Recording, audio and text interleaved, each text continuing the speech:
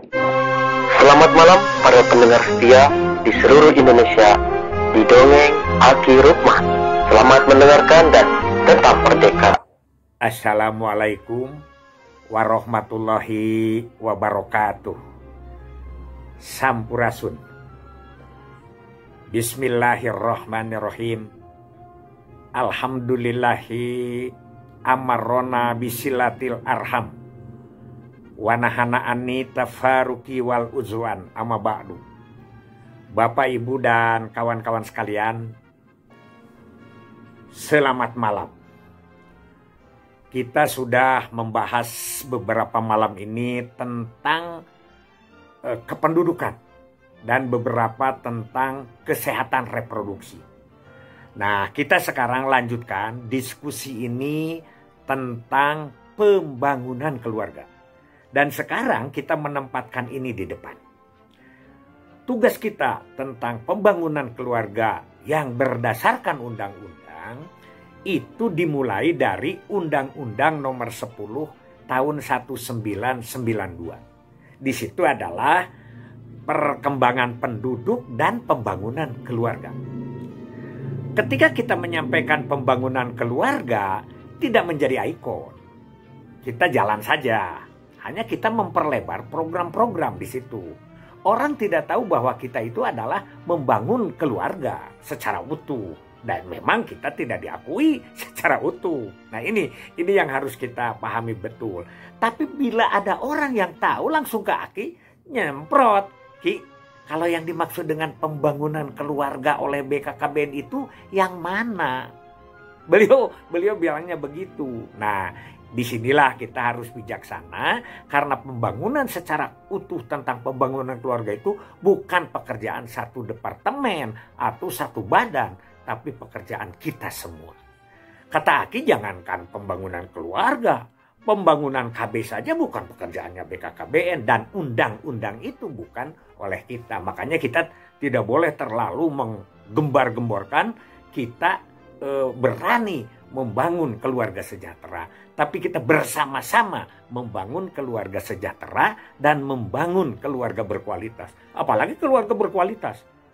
Jangankan kita bisa menciptakan keluarga berkualitasnya, kadang-kadang petugas kita di lapangan indikatornya saja tidak hafal. Baik, tidak apa-apa. Kita biasa sudah mendapatkan tantangan dan lain sebagainya. Dari dulu itu bukan sekarang. Kalian jangan mundur karena itu, maju terus. Ya, Cenenen.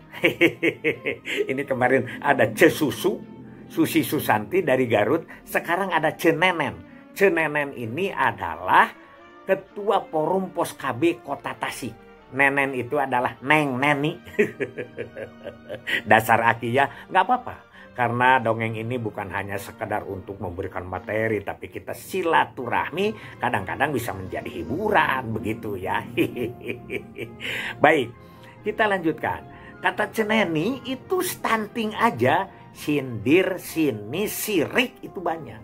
Ya, apalagi kata Pak Dian, itu kita sampai dianggapnya ada satu unsur politis dan lain sebagainya. Itu biasa di dalam program. Hanya yang jelas kita jangan terlalu depan, tapi juga jangan terlalu belakang. Siger tengah. Harap teuing bisi ti jongkok, tukang teuing bisi ti jengkang. Nu ngeunah di tengah-tengah jeung tumanina. Apa itu Ki di tengah-tengah? Wallahu alam. Silahkan jabarkan masing-masing. Kita mulai dengan satu, ambil ayat yang populer, yang tenar, yang suka kita pakai tentang pembangunan keluarga, dan biasanya ini disampaikan pada saat pembentukan keluarga. Kapan Ki pembentukan keluarga?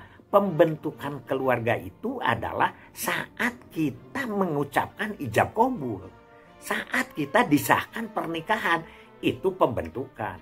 Tapi punten, sebelum pembentukan itu ada persiapan. Nah ini program kita kan. Makanya Aki suka nanya, dari mana mulai membentuk rumah?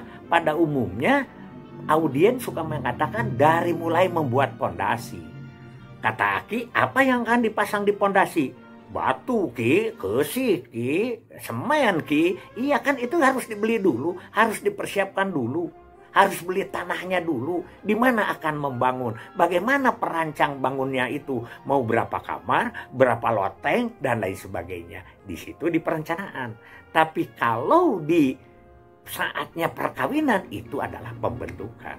Kemudian kesananya ada yang disebut dengan pemeliharaan dan mempertahankan. Aki tidak akan terlalu panjang soal itu karena antara mempertahankan dengan memelihara itu hampir bersamaan. Hanya nanti kita bahas berikutnya adalah batas-batasnya di mana. Aki mengambil satu ayat saja, yaitu ayat dari surat Rum, surat ke-30 ya, ayat ke-21. Biasa itu ya, populer.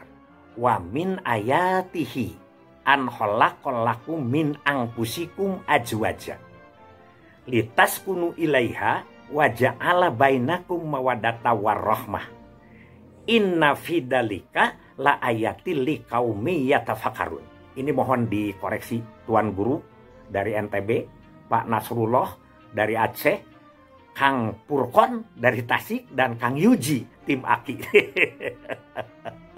Kurang lebih adalah tanda-tanda kebesaran Allah itu adalah menciptakan manusia yang berpasang-pasangan dari jenismu sendiri.